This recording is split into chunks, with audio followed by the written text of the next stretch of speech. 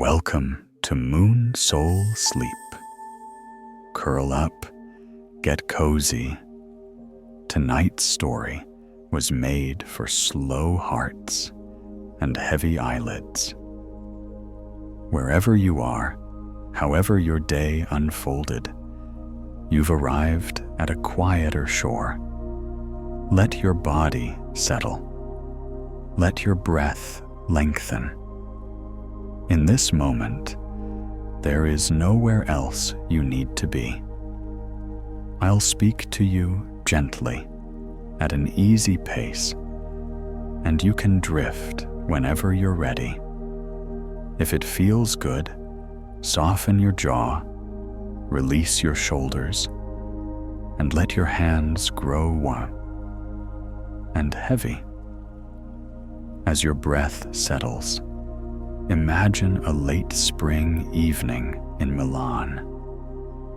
A train glides beneath tall arches. The city exhales, and with that gentle sigh, our story begins.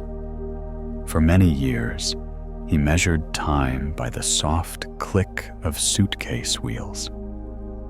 He grew fond of the hush inside early terminals, where signs glowed like gentle constellations, guiding travelers from gate to gate. He learned the tones of announcements in many languages, the familiar rise and fall that meant, soon, it will be your turn. He discovered that coffee carries different kindnesses at 5 in the morning and 5 in the afternoon, and that both are welcome in their own ways. Travel stopped feeling like an interruption and became a rhythm. He rested in motion, slept in fragments on trains, read a page and a half before the next stop, and folded corners he would smooth later. Days often met him at their edges, stepping off a plane as sunrise drew a thin line across the runway, or into a station as evening sketched a soft blue beneath high arches. And yet, within that comfort, he sometimes felt a step ahead of himself, like a shadow walking slightly faster in late light. He longed, without urgency, for a place where time might meet him at his own pace, where a suitcase could rest and thoughts could catch up. On a mild evening in late spring, a train carried him into Milano Centrale. The station received the arrival with a long, contented exhale, as if the day had loosened its collar. Under the vast arches, people moved in steady currents, arriving, leaving, embracing, waving. He stood still and let the scene pass through him like a breeze through tall grass. Outside, the air held the scent of warm stone and coffee. The taxi driver said little. The radio hummed a tune that sounded like late sunlight. Buildings slipped past in orderly parades, windows keeping the last of the day like small lanterns. The driver set him down near the Navigli, where water threads the city and evening gathers with patient hands.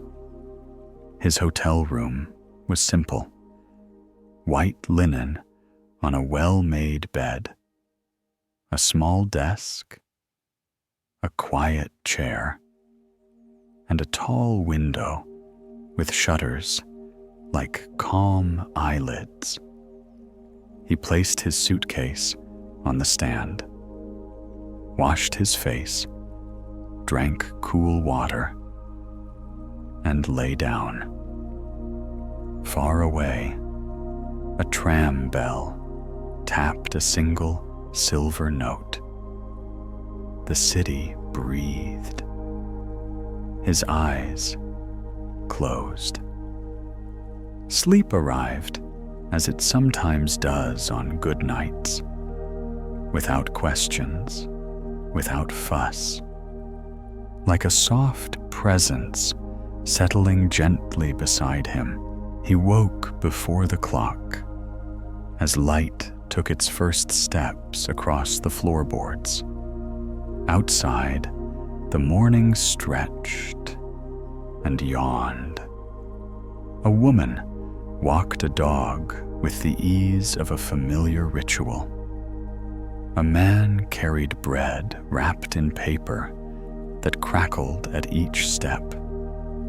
The city spoke in a low, warm voice.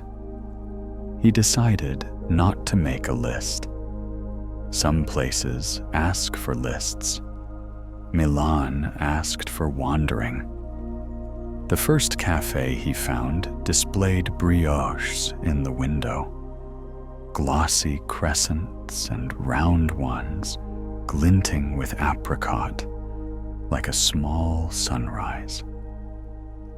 At the counter, the barista nodded and prepared an espresso with unhurried precision. A press, a pause, the rise of crema. Wood and cocoa greeted his tongue. The day promised to be calm. The brioche yielded softly, the apricot bright but restrained. He walked toward the Duomo, politeness, perhaps, to greet the landmark that teaches generations to look upward. The cathedral rose like lace made of stone. People gathered at its steps, gazing, photographing, standing quietly. From a little distance, he let his eyes trace the fine edges. The spires performed a lesson in patience, carrying their weight as if it were light.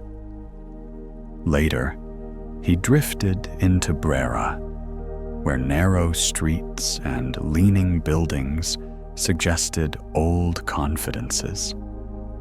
A small bookshop drew him with the calm gravity certain shops possess. Inside was cool, but not cold. Light fell across the floor in long rectangles. The air smelled faintly of paper and tender dust, the scent of companionship for anyone who has ever said, "This book will keep me company." He trailed a hand along the spines, rounded a corner, and reached the counter. Behind it, a woman arranged a neat stack of black and white postcards. The Duomo at dawn, the Galleria's glass vault under a gray sky, the Navigli at night with lights folded into the water like patient thoughts. She looked up and offered a smile that didn't try too hard. "Buongiorno," she said, her voice like the sound of a page turning slowly. He returned the greeting and placed a small book of bilingual poems on the counter, Italian on one side, English on the other. She wrapped it in a paper bag and handed it over with the precise kindness that comes from doing a simple thing with care. Out in the street, the city felt slightly altered, as though the air had learned a new way to carry its light. A small, unneeded smile found his face, the kind born when a good thing nudges a day a little to the right. The next morning, he returned, not because another book was necessary, though it often was, but because the shop seemed to change the behavior of time, and he wanted more of that. She was there again, aligning a short tower of slim novels, tapping them lightly to square the edges. They exchanged greetings. He chose a thin book of stories, and they spoke a few sentences, more than the day before. Weather, mornings, the sound shutters make when they open. She wrote something in a small notebook behind the counter. When he asked, she explained that she recorded the names of customers who returned, not as marketing, but as a way to honor faces with memory. She wrote his name in neat letters that pleased the eye. On the third day, they spoke about a poem, one about evening rain and rooftops murmuring to the sky. They liked the same line. It felt like finding a coin in the same patch of sand, small but pleasing. On the fourth day, it rained. It was the kind of rain cities welcome. Not a storm, not loud, simply a steady kindness that darkens stone and hums in the air. Under his umbrella, he listened to the even patter. Trams passed like polite ideas, bells ringing once, then once again. People moved nearer to one another. The color of the day turned to silver. He opened the shop door. The bell chimed a simple note. She looked up, smiled the same unguarded smile, and asked if he'd like tea. He accepted, grateful for the offering and its answer. She led him to a small table tucked near a poetry shelf. The window showed rain, braiding itself in fine threads down the glass. From a modest pot, she poured tea.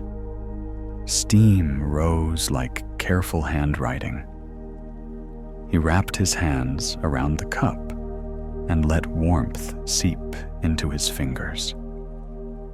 They spoke about nothing urgent, the scent of wet stone, footsteps on damp cobblestone, the luck of arriving as a tram is just beginning to slow. Her voice kept a calm pace that lengthened time and relaxed it. Each shared a small story, his about a father lifting a child on a night platform so she could point toward the moon. Hers about winter lights along the canals and how water keeps their reflections safe, like a pocket keeps a smooth stone. The tea cooled. The rain continued. There was no reason to leave. Some loves arrive with announcements, banners, fanfare, declarations on wide steps in bright weather. This love arrived like the first line of a letter, written by someone who knows how to address you properly. It settled with the comfortable weight of a book across a lap. Natural, exact, inevitable. Travel was in his bones. Still, between flights and trains, a thread drew him back to Milan. He began to think of the city as a room with a window that knew how to hold light. The bookshop became the table in that room, with 2 cups waiting even when one was empty. When departing, he tucked small notes into his suitcase, not to be found by officials, but later, between shirt and sweater. Soon, always, here. Returning, he discovered those notes smoothed flat in a drawer at her place. She preferred words unwrinkled. "It's nicer when they can breathe," she said, a sentence that made other sentences turn their heads. Together, their days found a rhythm that did not need composing. Morning shutters. A first, shy customer, leaving with a small paper bag as though something tender were inside. Afternoon reading. He would take a book to the back table and let his voice flow low while she copied lines into her notebook. She gathered single sentences the way others gather shells, a private collection that knows how to shine quietly. Evenings were for walking, sometimes through Brera, where lamps embroider the air with soft gold, sometimes to the Duomo, where dusk stains stone a color unnamed but familiar, often along the Navigli, where water holds lights steadily.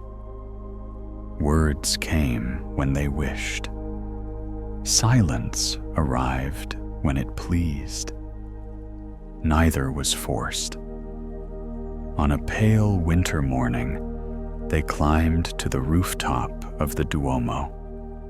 The city spread like a clear map beneath them. The careful lines of streets, the hush of trams, the faint promise of mountains where the eye hoped to find them. Among patient statues, they stood and let the air move through them. She took his hand. He held hers. Nothing was said that needed keeping, yet the moment kept them. Asked what he felt then, the answer would have been simple. A tide that has found its shore.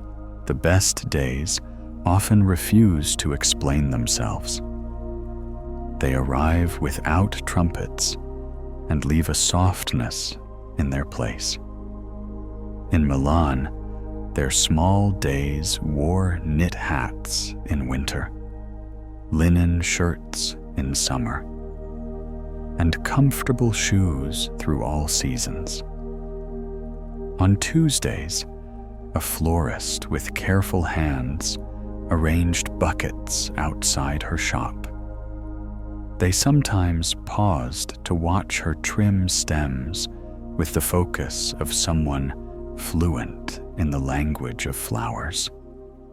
He would buy a single bloom and carry it in his coat pocket, the color peeking out like a quiet secret. On Wednesdays, an old man sat by the canal and sketched boats that moved more slowly than a walking person. His pencil made gentle decisions. If anyone looked over his shoulder, he would tilt the page so they could see. And breaths fell into rhythm with the strokes. Thursdays belonged to the bookshop, dusting in long, patient arcs, aligning spines, smoothing covers. Dust is only the skin of time, she once said, and the idea decided to stay. Fridays invited a tram with no plan. They let the bells tone choose their stop and stepped off where the platform felt kind. They wandered until their feet asked for coffee. In cafes, they read the faces of cups stacked in small towers. Any place that stacks cups neatly stacks moments neatly, too, she would say. And it seemed true. Saturdays were for soup at a small place where the owner stirred with a wooden spoon that had lived many lives. The soup changed with the season. In summer, it was light and green. In winter, it asked to be eaten slowly. Soup teaches patience when patience is needed. Sundays were for reading aloud. He chose a poem or a page of travel writing with sentences that knew how to breathe. He read quietly. She listened with her chin in her hand, a posture that looked very much like peace. Between these small days, life traveled on. Flights, platforms, passes, keys. Yet the thread through them turned steady and visible. He began to pack, not as a person passing through, but as one returning. A suitcase can learn that difference. Travel still called. Work required it. He went with less restlessness. Their farewells were never hurried. There is a kind of goodbye that scrapes. They preferred the kind that smooths. She pressed a palm over his lapel, asking the fabric to behave. He set a cup on the table by the window, even though it might go cold. 2 cups balance a room. On trains, he practiced stillness between stations. Head back, eyes closed, breath quiet. The world outside moved like film through a projector. Field, warehouse, a line of trees, a house that always made him wonder about the lives within. Sleep arrived in fractions and left him strangely whole, as rest sometimes does when it composes itself from small movements. Airports remained themselves. He learned to stand where the sun slid slowly across a long window, and the floor felt warmer than the chairs. He bought fruit from small stands and let sweetness rest on his tongue like a promise. Messages he sent were unadorned. Here, a plane in good light, a runway, Marshall's slow wave, full of unexpected grace. Once, at a quiet border crossing on a night train, a uniformed officer cleared his throat politely. Papers changed hands. On the platform, a father lifted his child to see the moon. The child reached as if it might be lowered by a string. A stamp thumped the passport like a quiet thank you. The train moved on. Sleep returned to its place. Milan wears winter like a well-tailored coat. Air grows crisp. Voices carry clearly. Canals hold city lights with poise. They wore scarves and gloves and spoke of soup, good bread, and the honest sound of footsteps on cold mornings. In the shop, a small heater behind the counter hummed like a bee that had chosen not to fly. Customers shook snow from their shoes and smiled as though they had stepped into a milder country. Books took the chill from their hands. They learned to stack time so that short days felt full.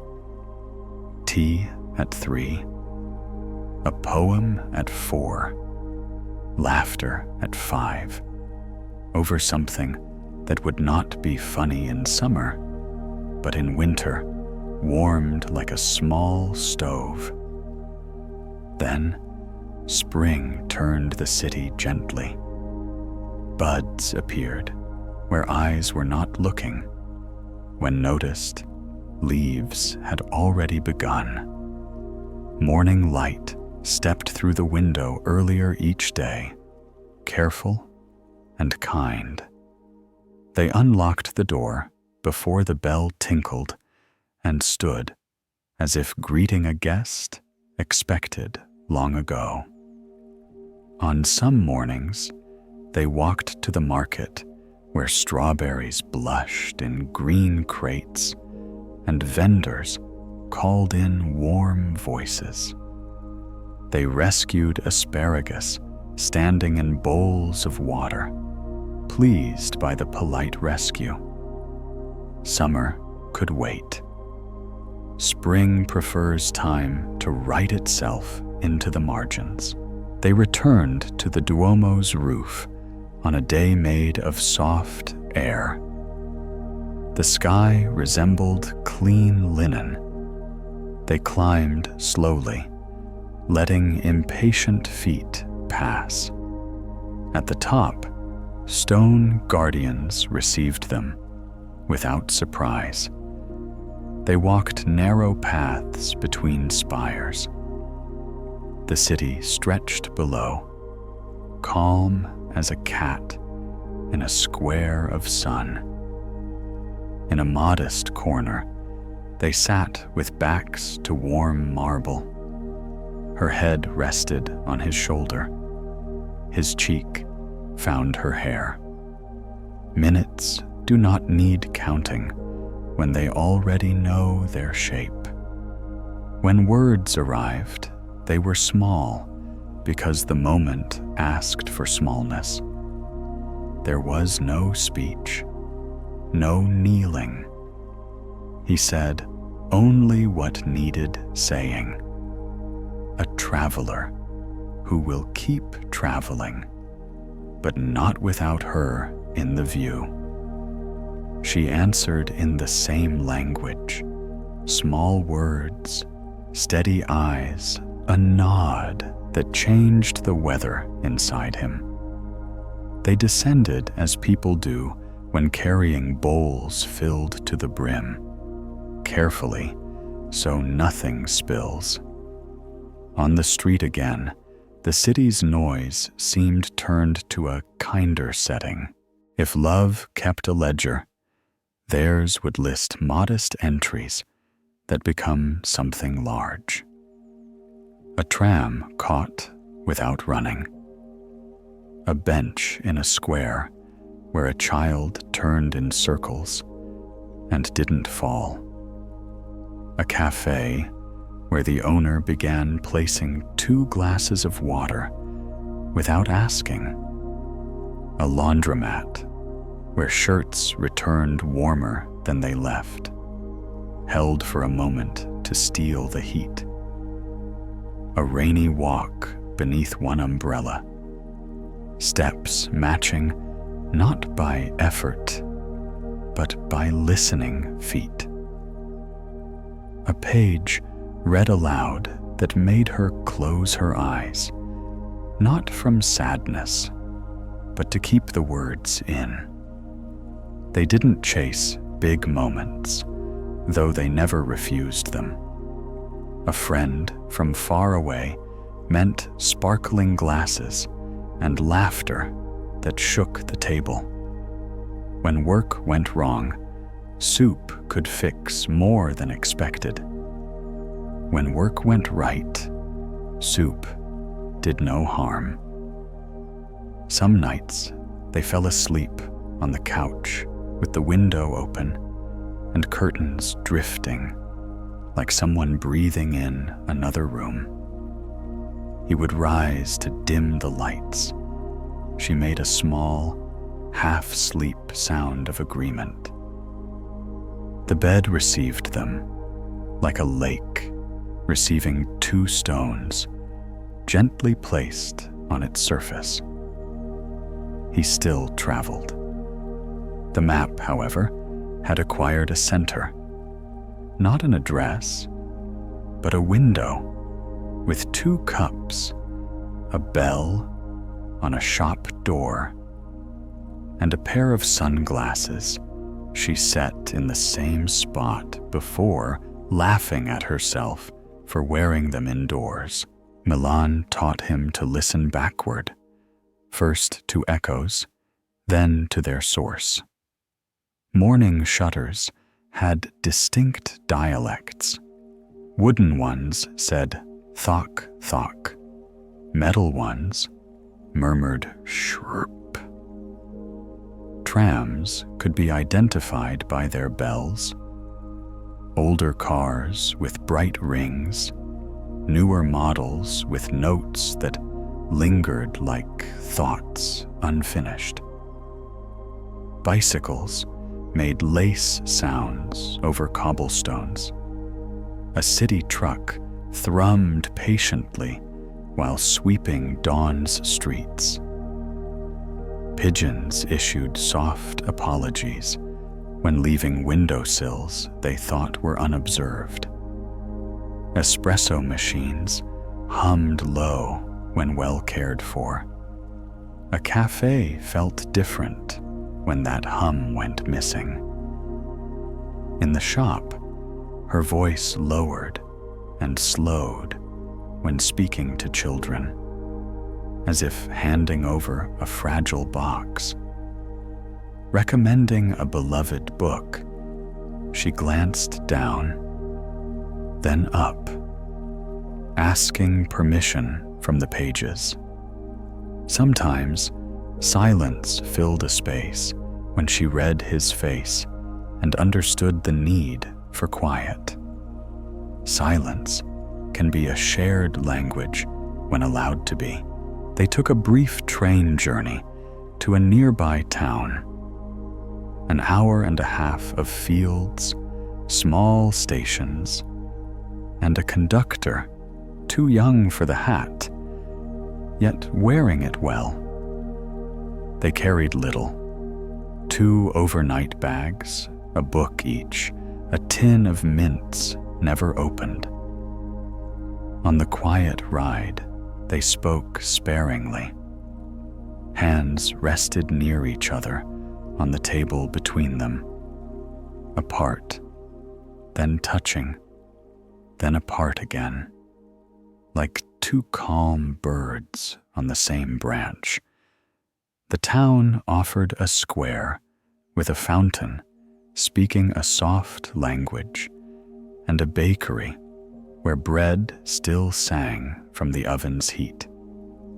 They bought a loaf, broke it without ceremony, watched crumbs catch the light, and fed a few to polite pigeons. They returned the next day.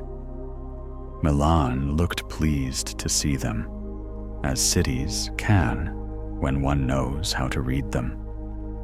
Bags were set down, a single flower placed in a glass, knees touched in a small kitchen. Going away, they agreed, can make coming back taste richer, the way a paused song sweetens the next note. One autumn brought long rain, not a flood or crisis, just weeks of gentle pouring that the city accepted. Streets shone like quiet rivers. Umbrellas opened like patient blooms. They became experts in small comforts. They learned which café kept warm air near the door and which invited coolness with each opening. In the shop, condensation formed perfect circles on the window. She drew tiny boats with a fingertip and watched them disappear. The umbrella drying trick became routine. Open almost, not quite. Let it rest like a bird with its wings partway spread. At night, the window stayed cracked for the steady kindness of rain. That sound fills a room without crowding it. It has opinions, but gentle ones. On one such night, he watched her sleeping profile, the rise and fall of breath, the faint crease at the corner of her lips that appears only in sleep. His breathing fell into time with hers, 2 lines of a poem discovering they share a meter. A traveler could ask for little more than a room where night has no sharp edges. Her notebook of lines grew thick. Some pages were torn and tucked into books for customers who needed them. Others appeared on the kitchen table like messages in small bottles. Once, while he was away, a slip of paper fell from his scarf in a hotel room. It read, "Even the quiet days are speaking." He folded it into his wallet behind an old ticket and carried it home. He kept a notebook, too, less neat, more basket than ledger. Platform numbers. A sentence spoken to a dog that accidentally sounded like a poem. A pilot in a small plane shaking hands with each passenger and saying, "We'll be fine," which they were. The canal's precise color at 4 in the afternoon in late November. Unnamed, but his. They traded lines like recipes. They tasted them together and kept the ones that filled them.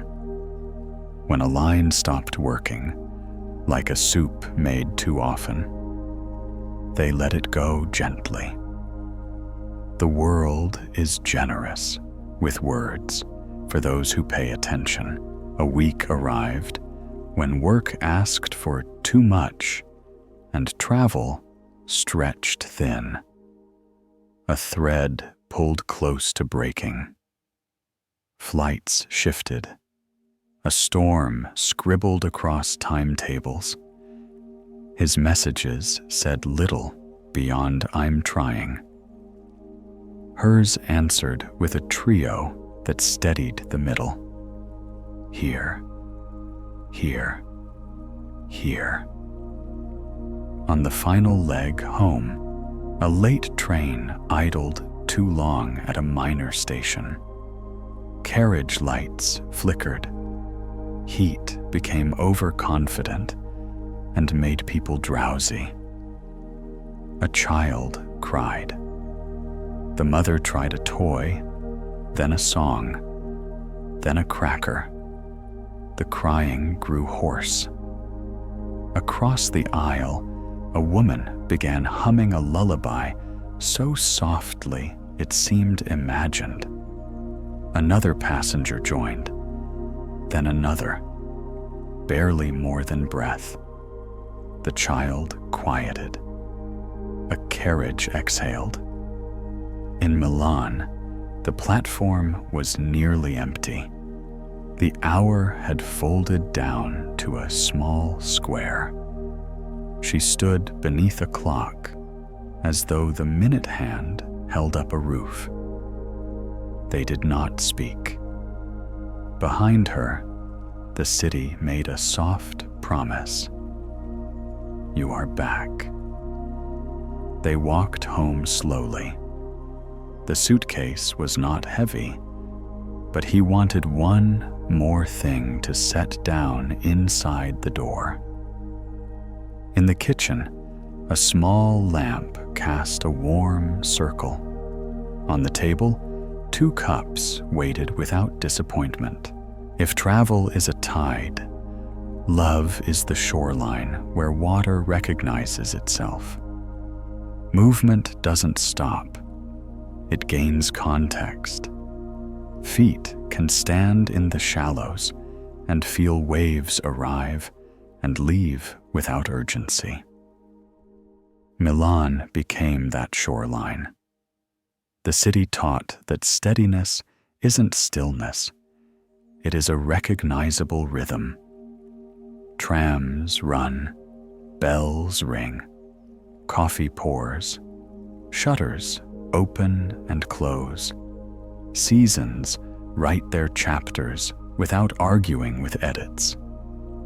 Together, they found a personal shoreline, a couch under a window, a kettle they trusted, a stubborn plant that refused surrender in winter, a doorway where kisses weren't counted because counting is for things that end. They learned the ritual of evening light. When it reached a certain angle across the wall, they sat and didn't crowd it with talk. They watched the wall hold light the way a page holds a quiet sentence and makes it more than itself. One morning, the kettle broke. Such things happen. Still, that kettle had been faithful, giving their kitchen a winter halo many times. It was unplugged respectfully and set aside. They warmed water in a small pot on the stove. It took longer. Together they watched, learning the language of tiny bubbles before the boil. Polite, hesitant, then confident. Water poured over leaves tasted different.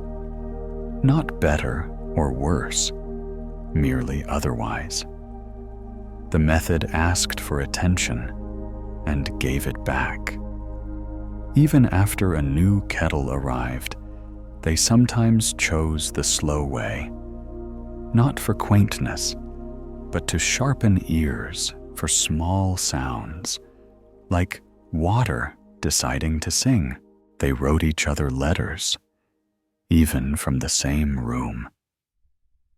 A letter can hold a thought gently in a way speech sometimes jostles.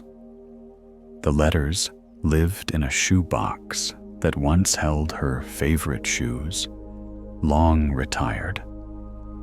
The box kept a faint scent of leather and paper dust. On rainy afternoons, they would choose a letter, read it aloud, smile at a sentence forgotten, and return it to its place. Their promise was simple and unnotarized. Keep the window with 2 cups. Open the door to rain. Don't run for the tram if another comes in 5 minutes. Buy bread with a crust that can be heard. Say I'm sorry when wrong, and sometimes even when unsure, to keep the air easy. Never count how many nights were apart, but always count how many sleeps were made softer for each other. After a day that asked too much and received the minimum, they chose the long way home. The sun lingered. The city slipped into that forgiving hour when everything looks like itself and also like a memory. They crossed 3 bridges and greeted 2 cats who refused to admit to sharing a courtyard. A cyclist carried a baguette under his arm, like a baton, preparing to conduct dinner. In a window, an older couple danced slowly to a record that skipped and didn't mind. The song followed them like a scarf. They passed the closed bookshop. She pressed her palm to the glass as if checking the temperature of a sleeping child. Inside, shelves stood upright and uncomplaining. The bell framed in darkness, the back table waiting like a friendly chair. They moved on, and home received them. There was a night when sleep delayed itself, not from worry, but from an excess of images waiting to be sorted. He watched faint shapes in the room while she breathed steadily beside him. The curtain moved a little with the night's quiet exhale. Through the window, a tram bell rang once, enough to say, "I'm here." A neighbor's steps crossed a floor like a gentle metronome. Somewhere, a bottle touched a bin with a soft clink. The city was awake in the way a good guardian is, present, not intrusive. Breaths were counted rather than sheep. 1 breath, 1 page turning. Losing count meant beginning again, and forgiveness came easily. Counting is only a game for the part of the mind that likes to stir. When sleep finally arrived, it did so without anecdote, like a friend letting themselves in with a spare key, placing a hand on a shoulder, and saying without words, "Enough for today." Morning came honestly, as it does when a city has slept well. Their eyes opened almost together, a small trick that still surprised them. Words were unnecessary. The room lay unruffled, like a lake at dawn. The first tram of the day moved down the line with a confidence that invited imitation. Kettle or pot warmed water. Cups waited. Rectangles of light landed on the table. Cups were placed within them like small boats docking in their slips. She wrote a line in her notebook. He wrote a line in his. They traded, read, and nodded. The day began with small, exact truths. Sometimes 3 words were enough. Here, together. Tea. Sometimes a longer line did its quiet work and could be forgotten without loss. If listeners are already drifting, that is good. Let the story turn like a gentle river. Eyes may follow or close. Either is welcome. If still awake, there is a final walk. Evening lays a steady hand over the Navigli. Lights drape the water like garlands. People sit with feet over the edge, voices low. A guitarist plays a song he knows well, soft enough to weave through conversation. They cross a small bridge and lean against the rail. Below, water folds reflections into itself and smooths them again, patient as always. They stand side by side. Shoulders touch. Words are light and leave no marks on the air. A boat passes, slow enough to match a resting heart. The city keeps watch. Night gathers the corners and rounds them. Home appears. The stairwell light answers their step. Inside, the window smiles in rectangles of early starlight. 2 cups rest in familiar places, content with their arrangement. They move through small rooms without bumping, synchronized by practice and affection. Travelers have found a shoreline. Tomorrow may ask for packing. Tonight asks only for the unpacking of breath and shoulders and hands. If anyone were to ask what love is, the answer might be given by texture rather than event. Evenings that end without fray. A book opening to the right page.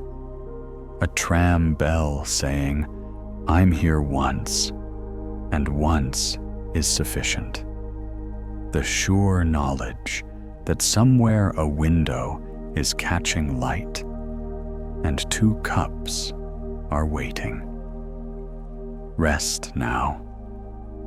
The city outside, whichever city it is, knows how to lower its voice when someone lies down.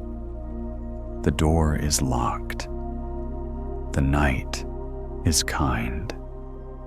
Breath measures a familiar song. Let jaw and brow soften.